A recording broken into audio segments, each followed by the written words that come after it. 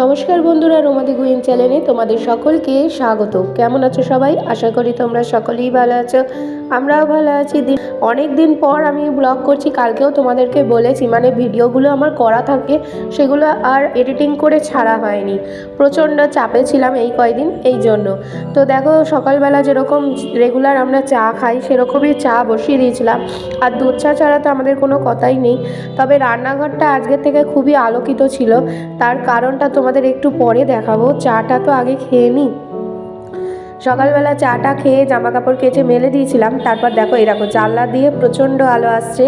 তার একটাই কারণ হলো, আমাদের কলপারে যে শেডটা দেওয়া ছিল, সেই এই সাইডটা শেডটা খুলে দেওয়া হয়েছে, কারণ উপরে বারান্দা হচ্ছে। তো এই জন্য এই যে বাঁশ টাশগুলো দাদারা লাগিয়েছে, তাই জন্য শেডটা খুলে দিয়েছে। পরে আবার হয়ে গেলে কমপ্লিট, তখন আবার ওনারা শেড লাগিয়ে দেবে। তো এখানে কুমড়ো ভেজে নিচ্ছিলাম। একটুখানি কুমড়ো ছিল, নষ্ট হয়ে যাবে, কোনো তরকারিতে দেওয়ার মতো নেই, তাই জন্য একটুখানি কুচিয়ে নিয়েছিলাম। এটাকেই ভেজে নিচ্ছিলাম। একটুখানি লঙ্কা আর কি চিড়ে দিয়েছিলাম, কাঁচা লঙ্কা। আর এখনকার শীতকালে কাঁচা লঙ্কা জানো তো, বিশাল ঝাল ঝাল, মানে বিশাল ঝাল। এদিকে তাতান বুড়ো আর দীপকের জন্য ডাল আলু সেদ্ধ বসিয়ে দিয়েছিলাম। আর এই গোল গোল আলু কেটে রেখেছিলাম আলু ভাজবো বলে। আর ফুলকপি আলুর তরকারি করব। আর বাবা আজকে এনেছিল দেশি ভোলা মাছ, তো এটাই আজকে রান্না করেছিলাম। ফুলকপি আলুর তরকারিটা সবসময় শনি মঙ্গলবার করে করি, কিন্তু আজকে সোমবার ছিল, মা বলে একটু পেঁয়াজ দিয়েই নয় করো। তাই জন্য পেঁয়াজ, শুকনো লঙ্কা, কালো জিরে ফোড়ন দিয়ে দিয়েছিলাম। আর ফুলকপি আলু আমার আগে থেকে ভাপানোই ছিল। আর ফুলকপি আমি যতবারই রান্না করি না কেন ভাপিয়ে নিই। ফুলকপি বলো, বাঁধাকপি বলো, এগুলো আমি ভাপিয়েই রান্না করি। তারপর তেলের মধ্যে ভেজে নিয়ে, তারপরে একটুখানি জিরে, আদা, ধনে আর কাঁচা লঙ্কা একটুখানি পেস্ট করে দিয়েছিলাম। আর একটু তোমার রসুন ছিল, তো সেই রসুনও পেস্ট করে দিয়েছিলাম। যেহেতু আজকে তোমার আমিষভাবেই করছিলাম, এই জন্য আর কি রসুন পেঁয়াজ দুটোই দিয়েছিলাম। তো খেতে কিন্তু ভালোই হয়েছিল। আর বড়ি ভাজতে আজকে ভুলে গিয়েছিলাম, তারপরে মনে পড়লো আরে বড়ি তো দিইনি। পরে আবার বড়ি অ্যাড করে দিয়েছিলাম, বড়ি ভেজে আবার আর কি দিয়ে দিয়েছিলাম। তো তারপর দেখো, এই যে আগের দিনের ভাত ছিল অনেকটা, তো আমি আর মা শেয়ার করে নিয়েছিলাম। আর একটু গরম ডাল, আলু ভাজা আর একটুখানি পেঁয়াজ দিয়ে সকালে আজকে এটা খেয়ে নিয়েছিলাম। আজকে আর রুটি টুটি খাইনি। এই ভাত, অল্প ভাত খেলেই যেন পেট ভরে যায়, আর ভাত খেয়ে কাজ করা যায় না, সত্যি কথা বলতে। তারপর দেখো, মাছের ঝাল করব বলে ভোলা মাছ বাবা আজকে এনেছিল, দেশি ভোলা মাছ। বাবা আজকে আর ওই তোমার ওই যে বলে না, ওই যে কী বলে, ভেটকি ভোলা মাছ, সেগুলো খেতে বেশি টেস্ট হয়। তো সেগুলো বাবা বাজারে পায়নি, তাই জন্য এনেছিল। তো এই ভোলা মাছগুলোকে আমি আগে ভেজে নিয়েছিলাম। আর শুকনো লঙ্কা ফোড়ন দিয়েছিলাম। আর হচ্ছে তোমার একটুখানি পেঁয়াজ, আদা, রসুন আর জিরে, ধনে দিইনি, জিরে বেটে দিয়ে দিয়েছিলাম। এটাকে ভালো করে কষিয়ে নিচ্ছিলাম। আজকে একবেলা রান্নার মতো করেছিলাম আর কি। ফুলকপির তরকারিটা দুবেলার জন্য করেছিলাম, আর মাছ একবেলার জন্য। আমাদের বাড়িতে কেউ রাতের বেলা মাছ খেতে চায় না। দীপক তো একদমই পছন্দ করে না, বাবা খায় না। এই যে ভোলা মাছগুলো, সাইজগুলো কিন্তু বেশ ভালোই এনেছিল। ভোলা মাছ হলে দীপক আবার রাতের বেলাও খায়। লোটে মাছ, ভোলা মাছ এগুলো হলে খায়, কিন্তু যদি কাটা মাছ হয়, সেই তেলাপিয়া মাছ হয়, এইগুলো আবার ও রাতের বেলা খেতে চায় না। আর আমি ইদানিং ঘরে বসে বিগ বস দেখছি বলে মাছ আমি একদম খাই না, কারণ ওই হাতের মধ্যে মাছ মাংস নিয়ে খাওয়াটা আমার পছন্দ না, এই জন্য। তো ওই ঘরের মধ্যে তরকারি নিয়েই আর কি রাতের বেলা খেয়ে নিই। তো বিগ বস যা হচ্ছে আজকাল, বিগ বস দেখতে তো আমার এমনিতেই ভালো লাগে। আর দীপক যখনই বাড়ি ঢোকে তখনই ওই সব দেখে, ঝগড়া অশান্তি, ওর না কিছুতেই মাথায় তো ঢোকে না। আর উল্টো পাল্টা বলে বলে কী সব ঝগড়া দেখছো, এইগুলো দেখে তুমি শিখবে। ভাবো, আমি নাকি বিগ বসের ঝগড়া দেখে তারপর শিখবো, তারপর ওর উপর অ্যাপ্লাই করবো, কোনো কথা হয়? তো যাই হোক, আমাদের মধ্যে এরকমই চলে। আর এই দেখো, মশলাটা ততক্ষণে কষানো হয়ে গেছিলো, আর অল্প সামান্য জল দিয়েছিলাম। বাবা আজকে, সত্যি কথা বলতে, বাবা সোমবার করে আর শুক্রবার করে বেশি করে মাছ আনে, সপ্তাহে ঠিকঠাক মাছ আনে। আর আজকে বাবা মাছ এনেছিল বেশি। এমন মাছ আনে রাতের বেলা তো কেউ খায় না, কতদিনের জন্য রয়ে যায়। আর নিরামিষের দিন থাকে, অসুবিধায় পড়ে যাই আমি। এরকম দুপুরবেলা খাবারে নিয়ে নিয়েছিলাম কুমড়ো ভাজা, এখানে ছিল কপির তরকারি, আর ছিল মাছের ঝাল। তিনটে খাবারই কিন্তু আজকে দারুণ হয়েছিল। তারপর সন্ধেবেলা চা করে নিয়েছিলাম।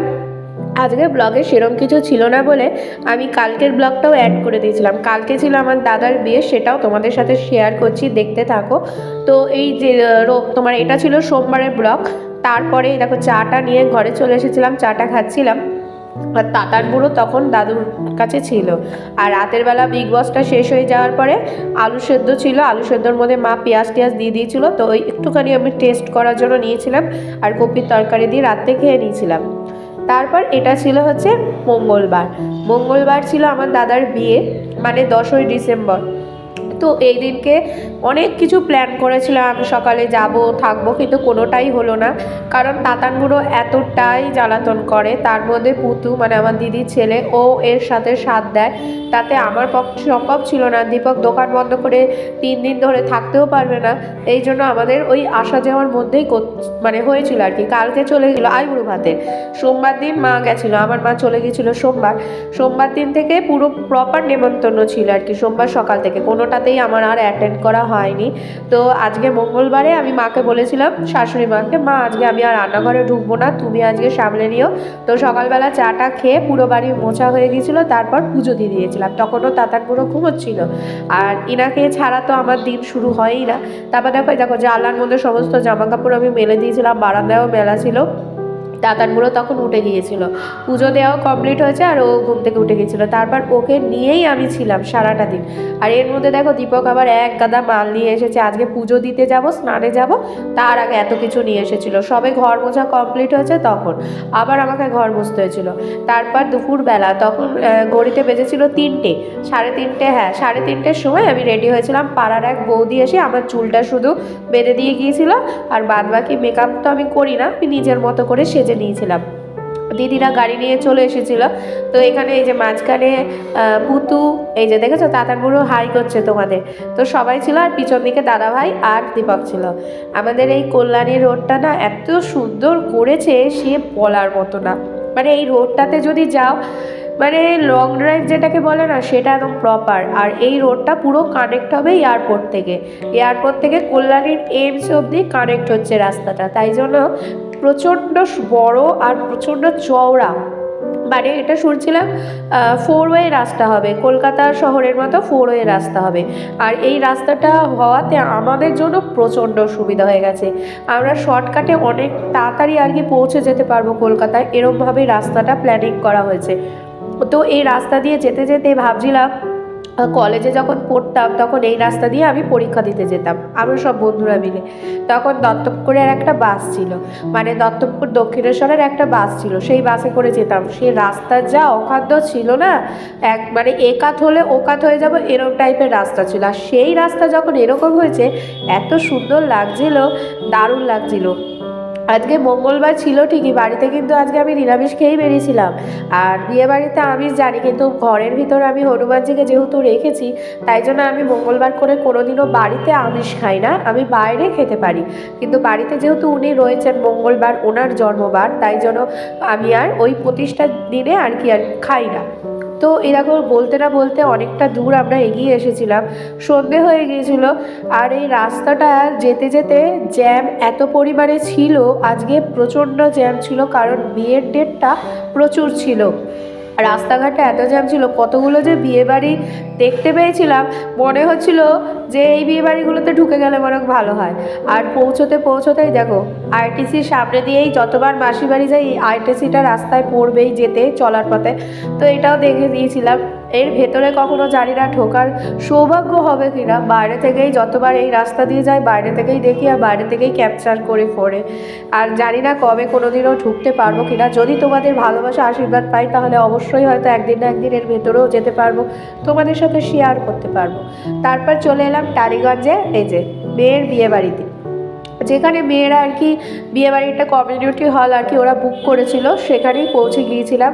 তাতার বুড়ো দীপক দুইজনেই আজকে কিন্তু পাঞ্জাবি পরেছিল। দীপক পরেছিল বউ ভাতের, আমাদের যেটা ফুলসজ্জার পাঞ্জাবিটা দেওয়া হয়েছিল শেরবাড়ির, ওর হাফ পোশাকটা পরেছিল, উপরে জ্যাকেটটা কিন্তু পরেনি। আর তাতার বুড়ো পরেছিল ভাইয়ের বিয়ের পাঞ্জাবিটা। তো এই দেখো এখানে অনেক কিছু ছিল আর কি, তো খাওয়ার মধ্যে অনেক কিছুই ছিল, প্রচণ্ড টেস্টি খাবার ছিল। এখানে ছিল চিকেন স্যাটে, ছিল পনির পাকোড়া, ছিল ফিশ বোল, ছিল প্রত্যেকটাই আইটেম খুবই সুন্দর করেছিল। তারপর দাদার বিয়ে হচ্ছিল, দাদার বিয়েটাও একটুখানি দেখে নিয়েছিলাম।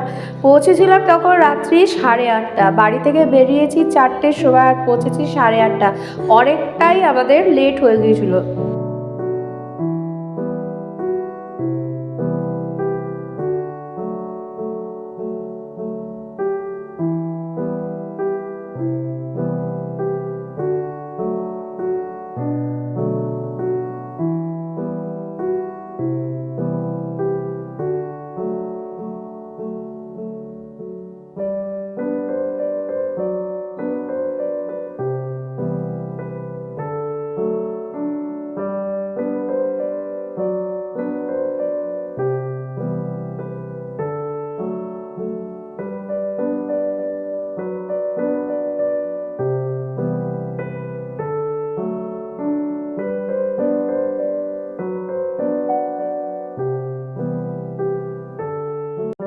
বিয়ে কমপ্লিট হওয়ার পর আমরা খাবার নিয়ে চলে এসেছিলাম খেতে। এখানে বুফে সিস্টেম করা হয়েছিল।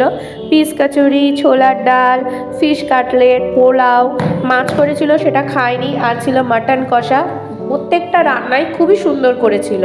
তারপরে মিষ্টির আইটেমও ছিল, আর ভেজ আইটেম ছিল, সেগুলোও কিছু আমি খাইনি। এদিকে চাটনি পাঁপড় ছিল, চাটনি পাঁপড় খাইনি।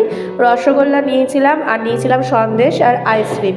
তারপর খাওয়া দাওয়া কমপ্লিট করে রাতের বেলা বাড়ি ফিরছিলাম। রাস্তায় দেখেছো কলকাতা শহর, মানে রাতের বেলাও যে এত গাড়ি থাকতে পারে। আর সেদিনকে যেহেতু বিয়ে ছিল, বেশি যেন গাড়ি ছিল। তখন ঘড়িতে বেজেছিল রাত্রি 11:30।